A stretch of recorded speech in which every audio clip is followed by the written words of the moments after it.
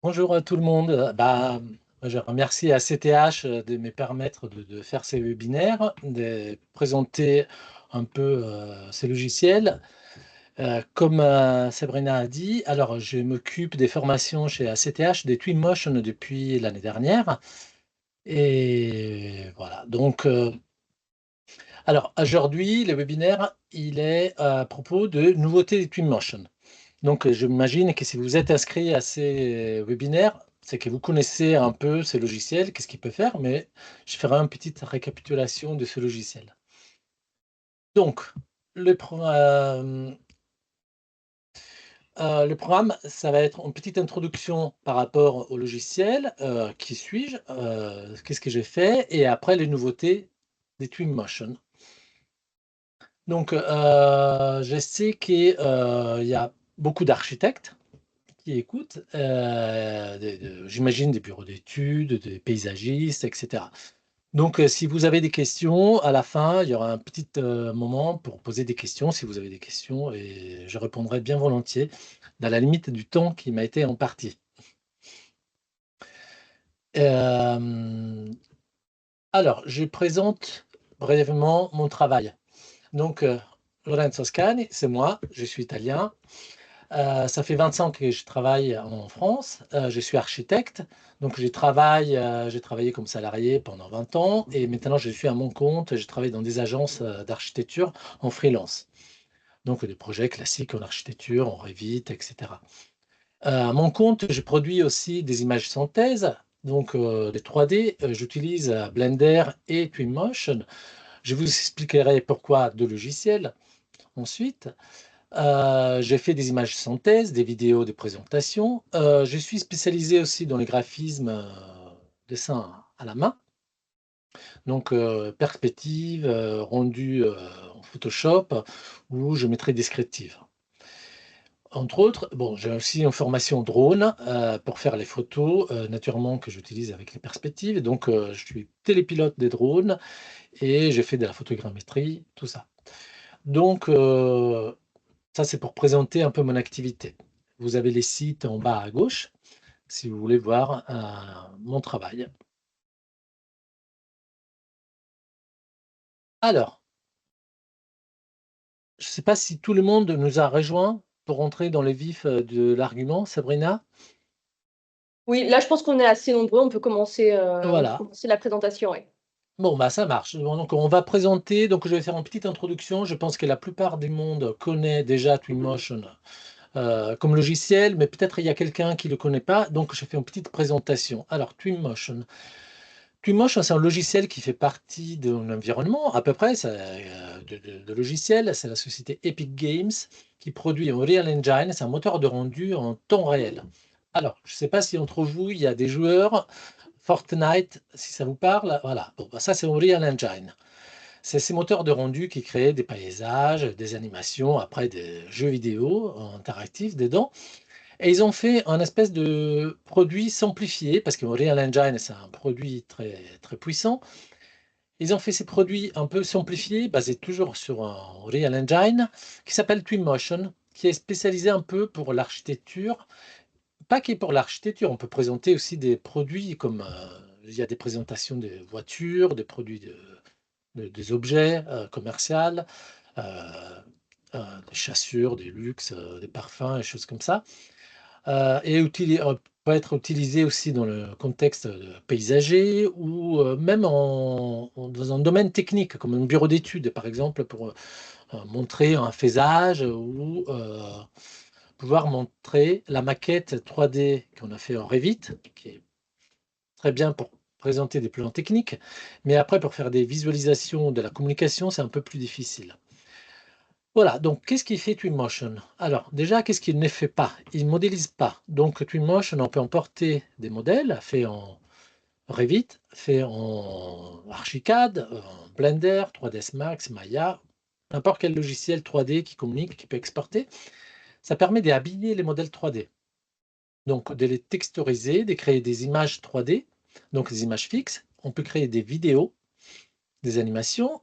On peut faire des panoramiques pour des logiciels qui permettent de naviguer les images panoramiques. D'ailleurs, il y a un module interne qui est proposé, mais payant pour ces visites virtuelles panoramiques. On peut faire des visites en temps réel, c'est-à-dire on peut présenter un projet en temps réel au client, à la maîtrise d'ouvrage, et naviguer contextuellement dans la maquette. Alors, vous imaginez que naviguer dans une maquette en Revit ou en Archicad, c'est pas la même chose qu'avec une interface simplifiée, plus ludique, avec des personnages, de la végétation, etc. Donc, c'est vraiment un outil de communication très simplifié. Et ça, c'est les deux points importants à retenir du Twinmotion. C'est la communication est très simplifiée pour des architectes ou d'autres métiers qui n'ont pas envie de passer 2 ans à apprendre des logiciels un peu plus compliqués. Voilà. Donc, pourquoi utiliser Twinmotion?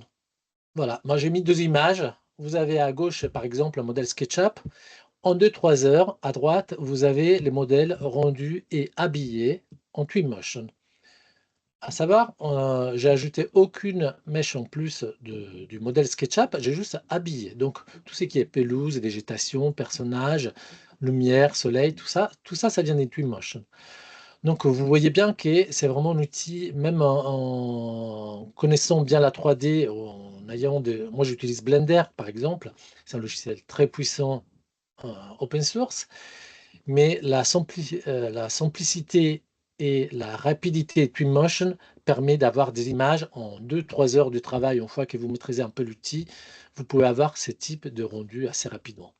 Donc, ça, c'est motif number one, pourquoi utiliser Twinmotion.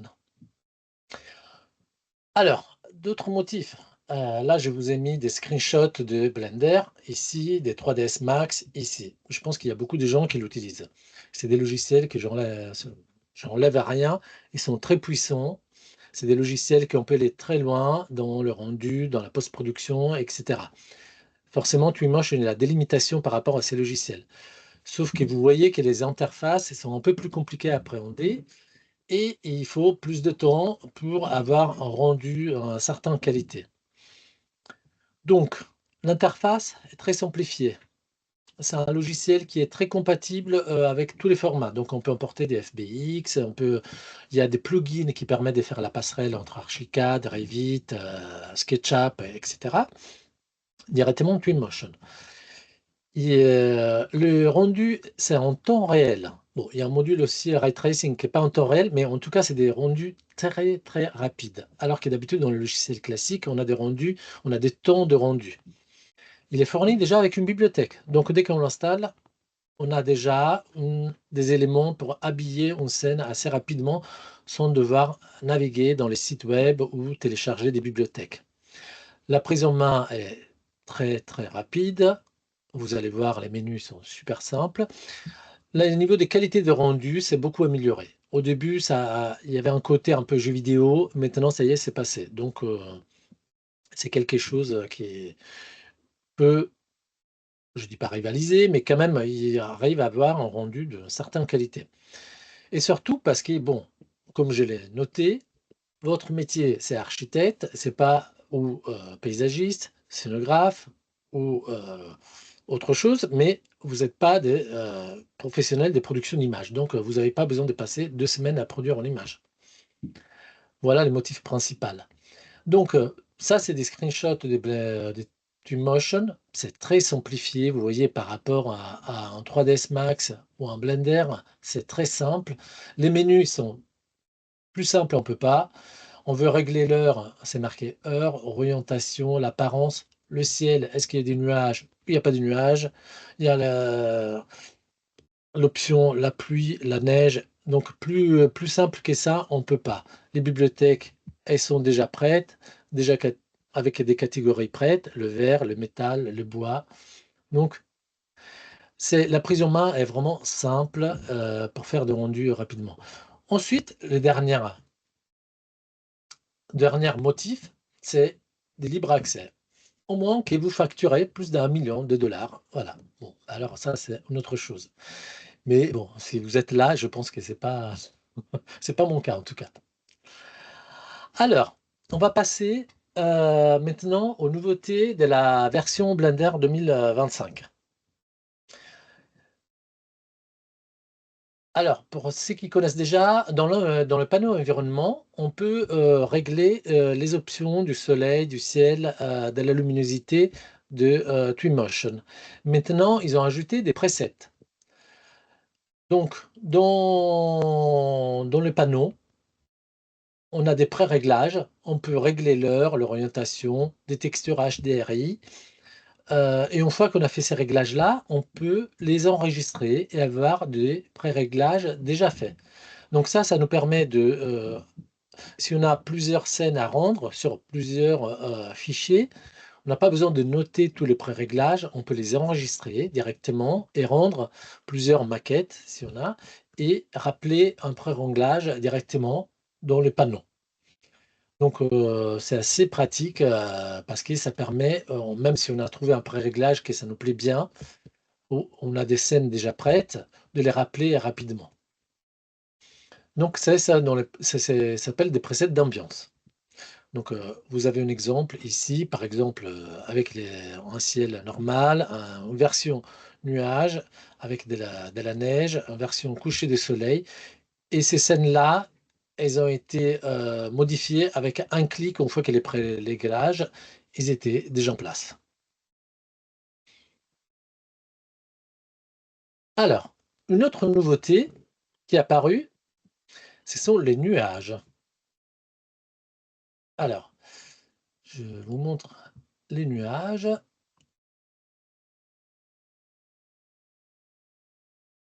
On a des vrais nuages 3D.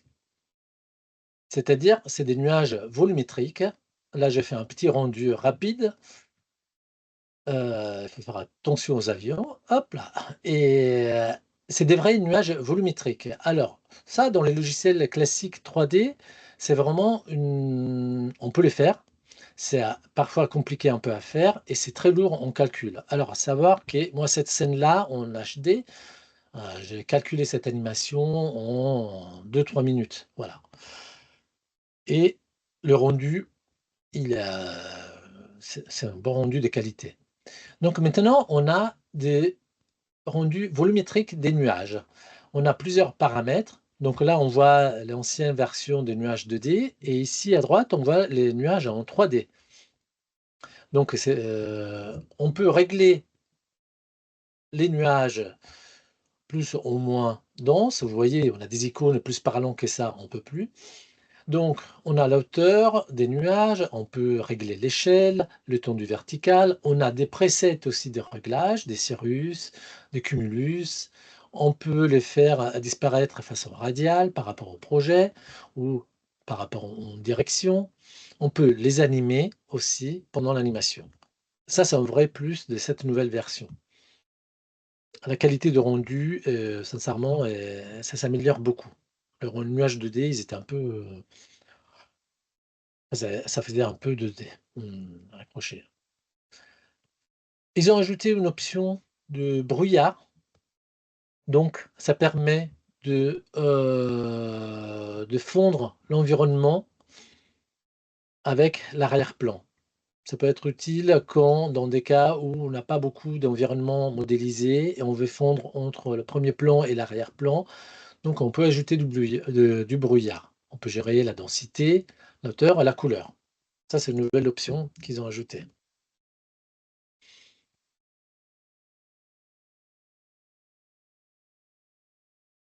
Alors, on va passer aux ombres. Ça, c'est un chapitre très important parce que, vous savez qu'il y a 2 types de moteurs de rendu dans Twinmotion. On a le temps réel, c'est-à-dire que l'image, elle est calculée en temps réel. Il n'y a pas de temps de rendu et on a en version Path Trace. Path Trace, c'est un peu comme les logiciels classiques où ils, calculent le rendu. Donc ça signifie qu'il y a un temps de calcul de rendu. Le problème des ombres en temps réel, c'est qu'on a toujours eu des ombres qui étaient pas très précises. Donc on peut le voir dans l'image. Ici, on a des ombres qui parfois elles sont floues parce qu'il y a une optimisation des ombres grâce au temps réel. Donc, dans les ombres, maintenant, il y a un nouveau bouton. On a les standards et vous avez des ombres nettes. Donc les ombres nettes, ça nous permet d'avoir des ombres comme le ray trace. Donc on voit les feuilles des arbres qui sont très nettes et ça permet un rendu plus précis, surtout de la géométrie de notre mèche. On a des options pour déterminer le biais et le biais de la lumière. Le biais de la lumière, c'est par rapport aux lampes qui produisent les ombres, et le biais soleil, c'est par rapport au soleil. Donc ça, c'est des glisseurs qui servent pour permettre une approximation des ombres jusqu'à avoir un bon détail. Parfois, il faut jongler un peu pour avoir les détails voulus. Donc en haut, vous avez l'image avec en version standard et en bas, vous avez les ombres en version nette. Ça, on le retrouve aussi dans le cas de rendu en projection orthogonale.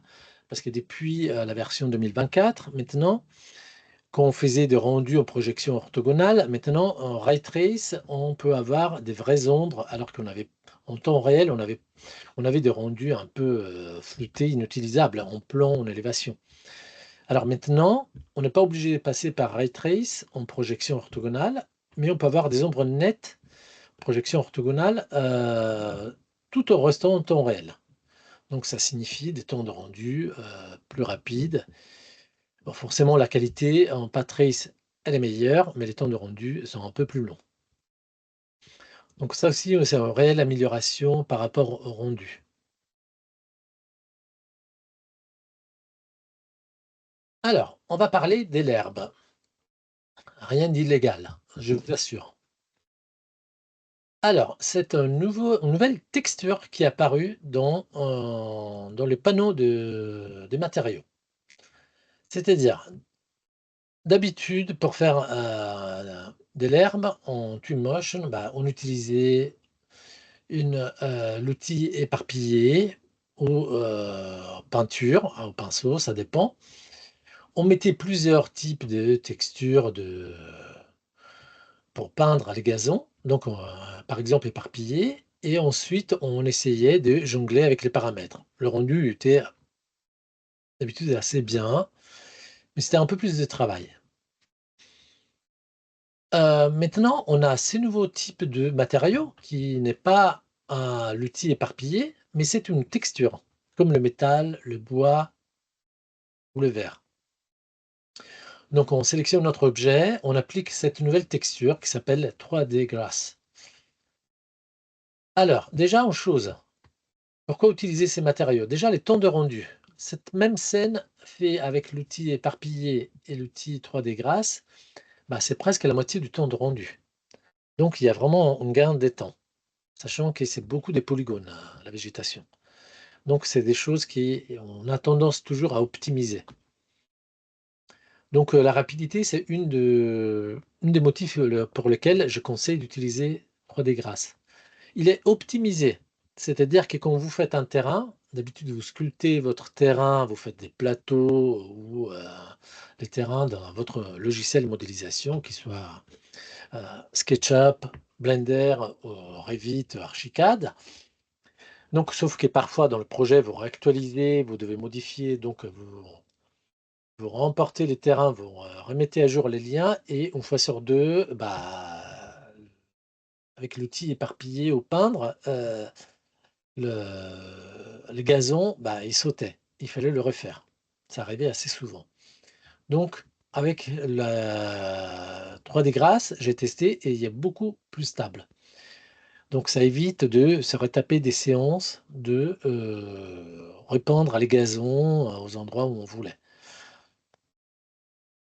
Donc il y a d'autres motifs pour lesquels ça peut être intéressant. Il y a une option, par exemple, qu'on peut décider qu'à un certain déclivité, à un certain angle, bah, le gazon, il est plus présent.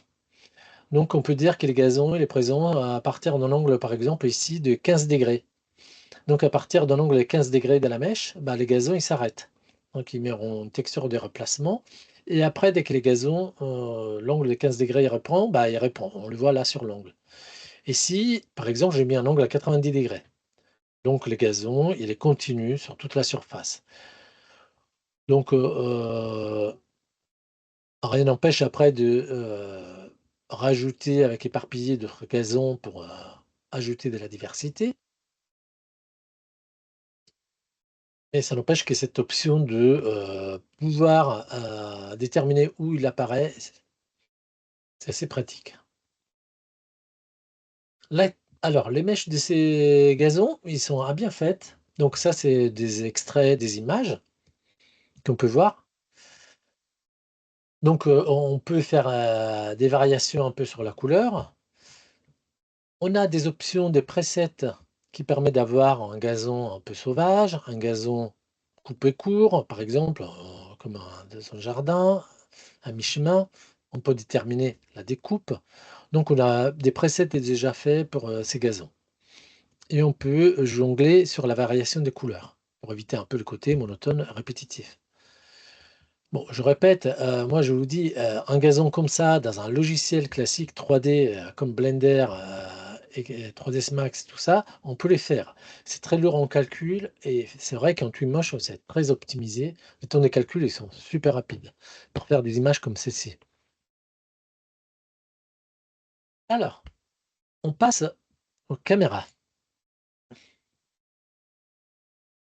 Alors, maintenant on a, des caméras qui sont éditables. Alors d'habitude quand vous faites une présentation Twinmotion, vous allez sur l'onglet caméra, qui est celui-là et vous, placez une caméra au début, une caméra à la fin et Twinmotion calcule son parcours.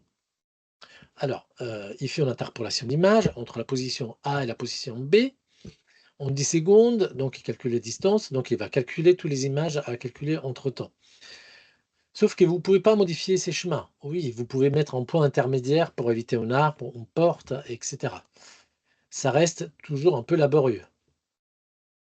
Alors, avec l'outil séquence, c'est cet outil-là qui permet d'enchaîner plusieurs vidéos, de compiler un film. D'habitude, c'est ça l'outil, on l'utilise pour ça.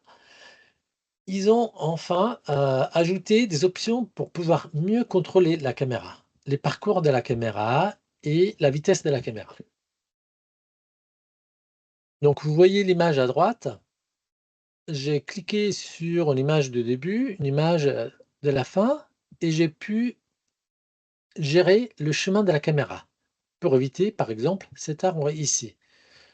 Donc on a maintenant un onglet qui nous permet de voir si le chemin, il faut qu'on aille en point droit, comme ici, ou avoir une tension des chemins, c'est-à-dire avoir un chemin beaucoup plus lisse avec la tangente sans à-coups.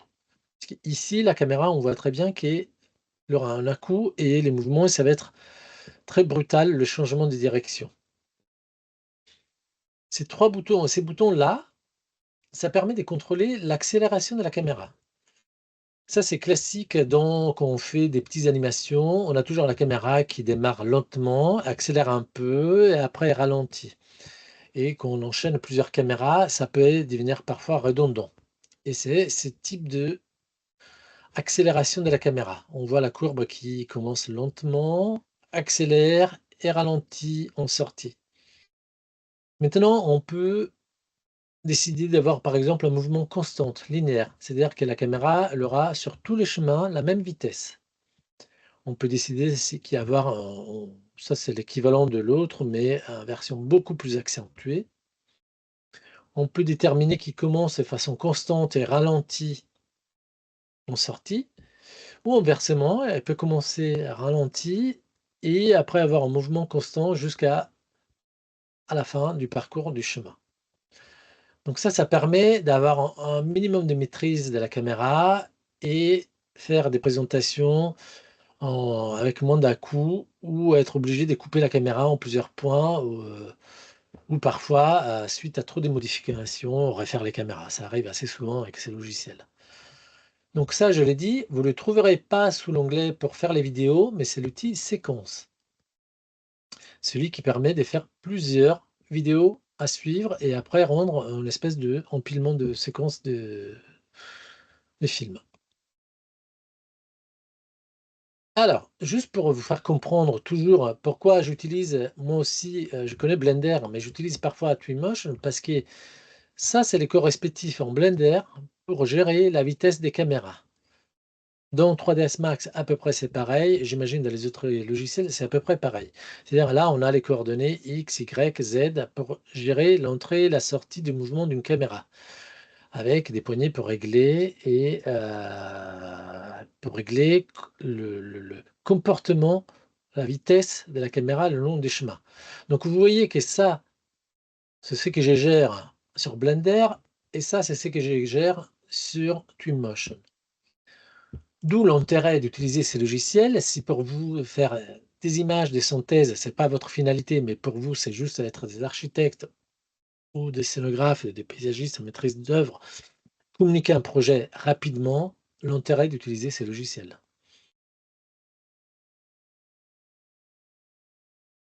Alors, on a aussi une option pour pouvoir régler, si vous voulez aller un peu plus loin, vous pouvez aussi régler la tangente des points de l'animation de la caméra. C'est un peu comme si je ne sais pas si vous utilisez Illustrator ou dans Photoshop, c'est pareil. Quand vous faites des tracés, on peut régler les points, manipuler les tangentes pour dessiner la courbe et ça vous permet de mieux gérer les mouvements le chemin de la caméra, de l'adoucir, d'éviter des obstacles, tout en ayant un chemin, lissé. Ça s'appelle les courbes de Bézier, voilà. Harmoniser la vitesse, bah, ça permet d'avoir la même vitesse constante dans tous les chemins. Donc on voit que Twinmotion, ils sont en train de faire un effort pour ne pas alourdir les logiciels, mais avoir un petit peu de maîtrise. Moi, par exemple, ces outils-là, bah, ça faisait un peu défaut dans Twinmotion. C'est-à-dire, c'était un peu trop simpliste pour faire des animations. Là, on a un meilleur contrôle de la caméra. Alors, ici, je vous montre, c'est le même chemin de la caméra. À gauche, on voit la biquette qui est en plein centre. On voit une image au milieu de l'animation et on voit l'image en fin de l'animation. Donc la biquette, elle reste pas dans le cadre, de notre animation.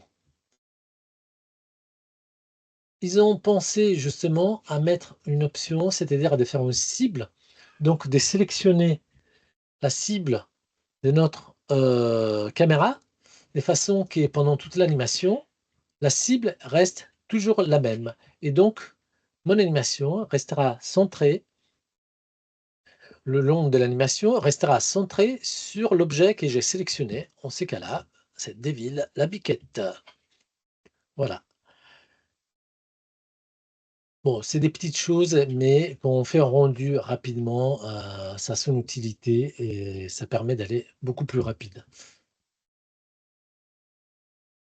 Un autre outil qui a été rajouté à l'intérieur toujours de la séquence, c'est pour faire des animations rapides et présentations de projet. On a une caméra qui est déjà qui a déjà un schéma circulaire et permet de faire une présentation à 360 degrés. On a juste à régler la hauteur de la caméra, on a juste à régler la vitesse et l'angle. Est-ce qu'on veut faire un tour de 360? Est-ce qu'on veut faire un tour de 180 degrés?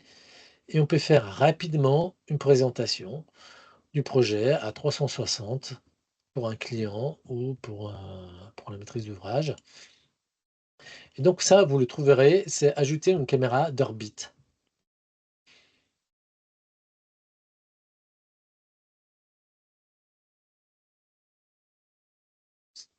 Ça aussi, on le fait dans les logiciels classiques d'animation.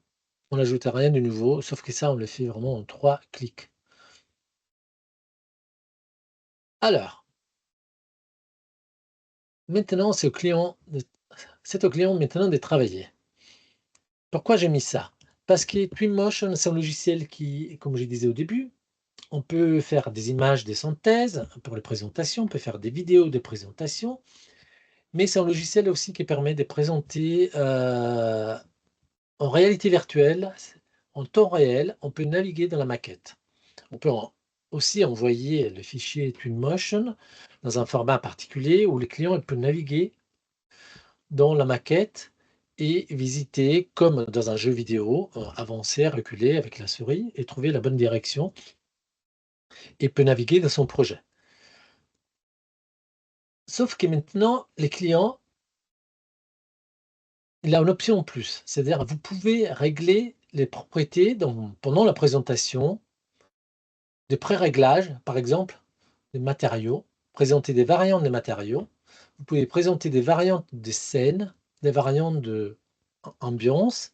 Vous pouvez même déclencher des animations pendant la présentation.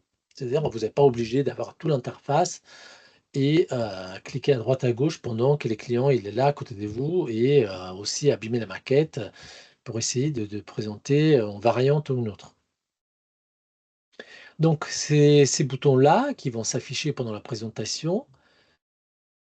Pendant la présentation, vous cliquez et vous jonglez sur ces boutons-là. Donc vous les trouvez ici, ça s'appelle les boutons de configuration. Il y en a plusieurs types, propriétés, changement des matériaux, visibilité, d'ambiance et de transformation. Alors, je vous fais une démonstration je fais une capture écran d'une navigation avec l'utilisation de ces boutons. Hop là. Donc là, je suis en navigation. Vous voyez en bas de l'écran, je clique sur le bouton et ça a changé les lumières. Bon, ça allait un peu vite, mais on va revoir ça. Ensuite, dans cette scène, en bas de l'écran, je suis en modalité présentation. Donc les clients peuvent faire des variantes déjà prêtes, qu'on a prêt à en poster, de changement de matériaux. Là, on fait des changements de situation, par exemple, soit une scène, par exemple, différente. Maintenant, c'est la scène de barbecue. Tout à l'heure, c'était une scène de dîner. Là, c'est deux variantes de la même scène qu'on peut afficher, sachant que c'est les clients qui est tout seul, il peut afficher ces variantes. Donc là, c'était au début, j'allume et j'éteins des lumières. C'est qu'on n'avait pas vu au début. Alors,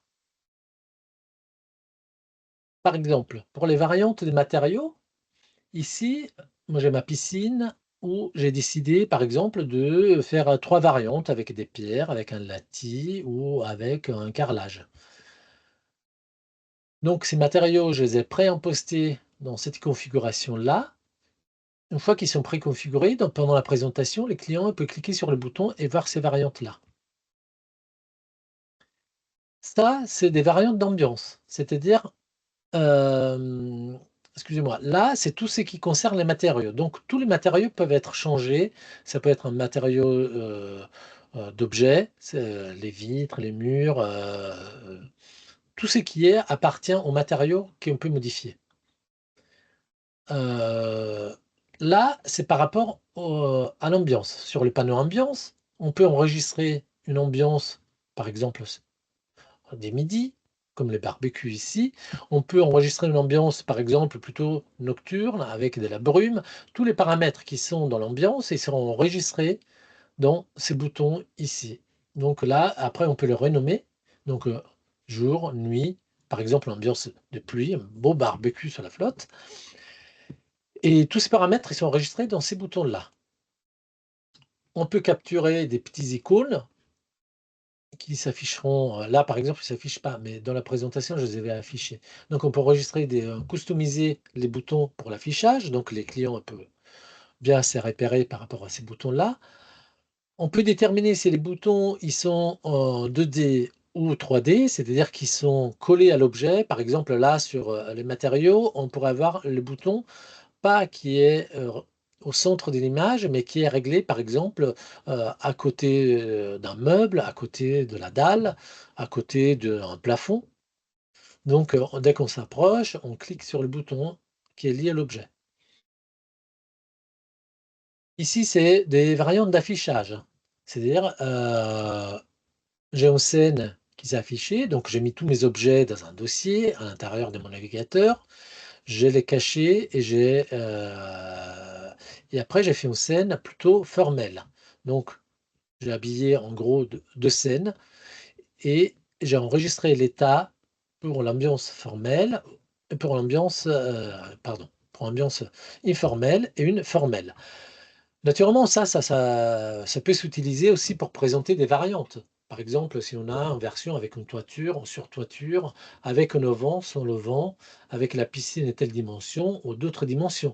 Ça suffit juste qu'on a 2, 3 variantes du modèle et on peut afficher les variantes. Donc vous voyez que bon, c'est assez puissant cette option des variantes. C'est pas seulement pour déterminer une ambiance.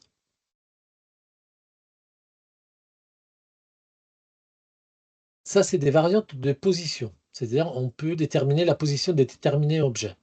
Là, c'est assez simpliste, donc c'est la même scène où j'ai déplacé les objets, mais ça peut permettre aussi de faire des variantes, par exemple, un plafond à 2,50, 2,70, la variante avec les murs à 1 mètre ou à 2 mètres de distance, selon vos besoins.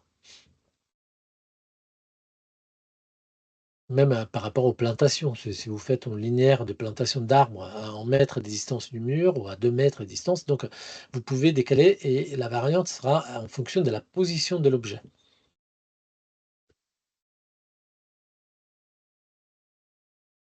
Alors ça, c'est la variante des propriétés, une des plus importantes parce que vous pouvez changer les propriétés de l'objet.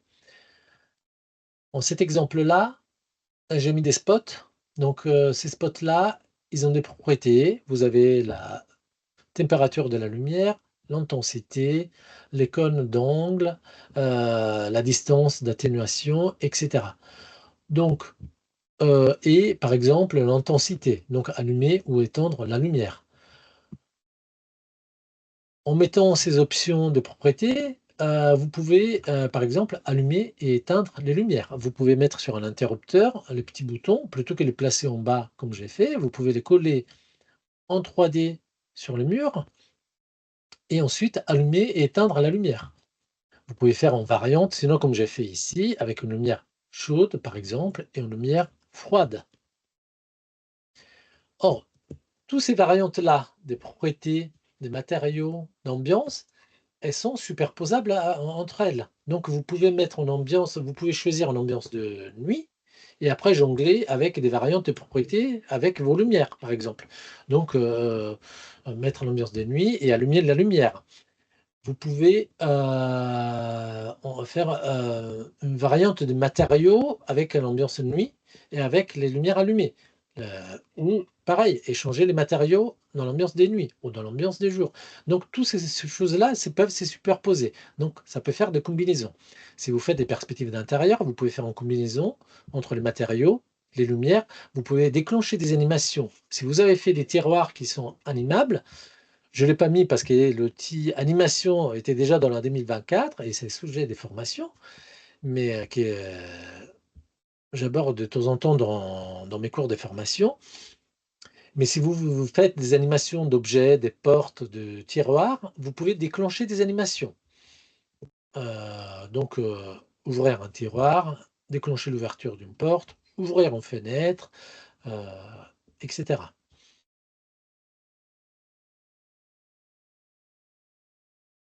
Donc vous voyez ces outils-là, c'est un outil qui vous permet de faire une communication, très poussée avec les clients si vous utilisez les visites interactives.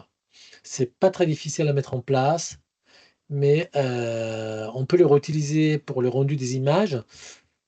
Quand dans le rendu des images, vous aurez toutes ces options-là aussi et vous pouvez jongler pour faire le rendu en nuit avec telle option de matériaux et avec d'autres options. Ça, c'est une nouveauté, voilà, assez importante de 2025. Ensuite, il y a des petites améliorations. Donc, on a un nouveau outil, ça s'appelle le projecteur.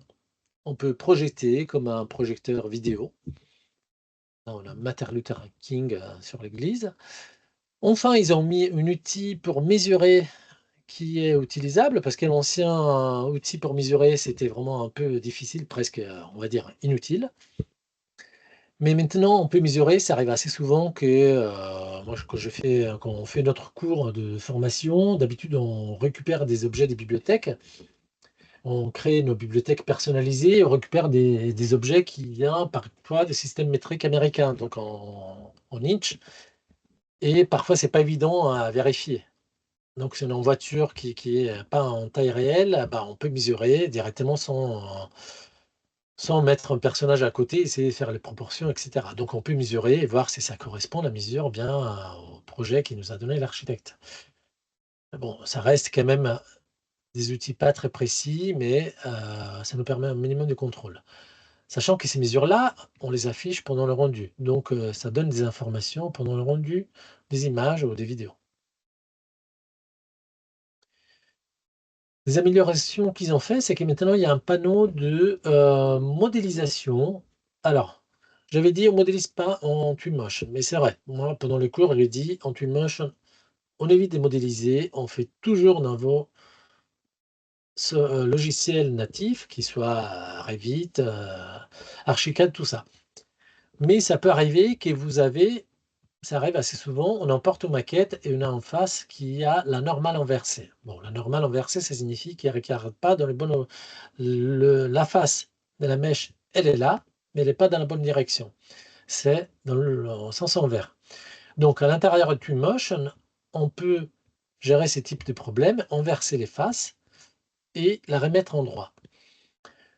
D'habitude, ça, je le déconseille pour les projets d'architecture, tout ça, mais parfois on peut récupérer un modèle d'un canapé, d'une chaise, d'une table, où il y a des faces qui ils ont des problèmes et on peut les réparer assez rapidement à l'intérieur de Twinmotion. Et ça, c'est une bonne nouveauté.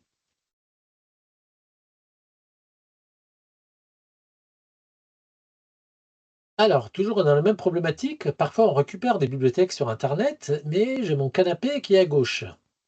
Ça arrive, c'est arrivé dernière cours de formation, et j'ai besoin d'un canapé à droite, et il n'y a pas. Et ben maintenant, on peut toujours dans cet onglet d'édition du maillage, il y a aussi une option de faire un miroir, le miroitage, ça s'appelle. Donc on fait miroir de l'objet et le séparer de l'objet. Donc on peut avoir un canapé, vous voyez là en sélection, il est isolé de l'autre canapé. On peut l'avoir en version droite. Donc ça permet des petites manips qui permettent de récupérer du temps.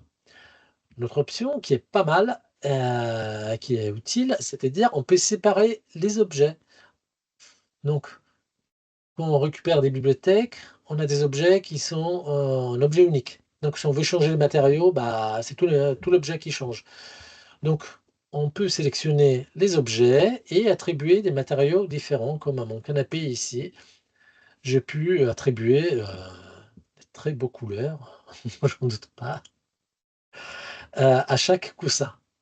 Mais en tout cas, voilà, on peut séparer et texturiser en manière un peu plus précise des objets qu'on récupère dans les bibliothèques des Twinmotion ou des bibliothèques extérieures, sans devoir passer par un logiciel tiers.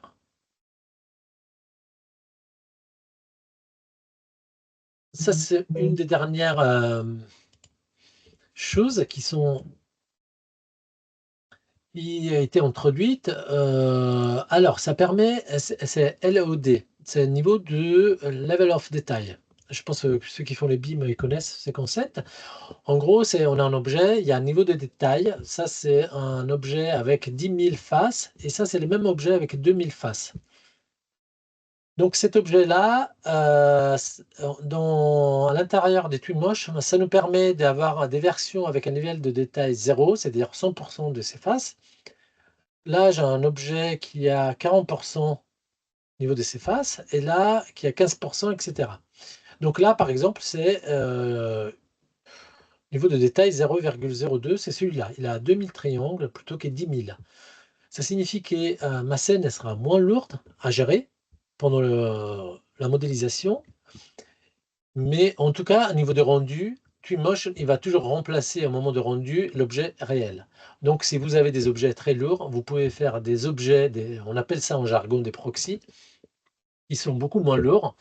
L'affichage est un peu moins précis, mais la navigation sera beaucoup plus soulagée. Et voilà. Et avec ça c'était les derniers sujets des nouveautés de la version 2025 que je voulais vous présenter. Donc, alors, on est arrivé, je pense, à la fin de notre